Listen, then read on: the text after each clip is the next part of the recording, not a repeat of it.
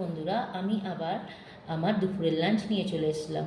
সোমবার দিন তো মায়ের হাতে রান্না করা ভাত খেয়ে এসেছিলাম, আর মঙ্গলবার ছিল জয় মঙ্গলবার, তো ভাত খাওয়া হয়নি। আর আজকে আমি আবার ব্যাঙ্গালোরে ভাতের রান্না শুরু করলাম।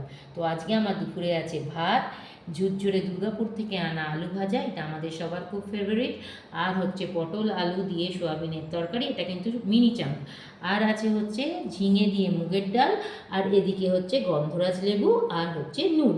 তো এই ছিল আজকের লাঞ্চ। তাহলে কি বললাম? ভাত, বাদাম দিয়ে আলু ভাজা, পটল আলু পনিরের তরকারি, ঝিঙে দিয়ে মুগের ডাল, আর হচ্ছে নুন আর গন্ধরাজ লেবু শ্বশুর বাড়ির। হাজব্যান্ডও সকালে নিয়ে চলে গেছে, শুধু পটল আলু পনিরের তরকারি মানে সোয়াবিনের তরকারিটা আমি পরে করেছি। ও সকালবেলা পটল ভাজা, ডাল আর আলু ভাজা নিয়ে চলে গেছে।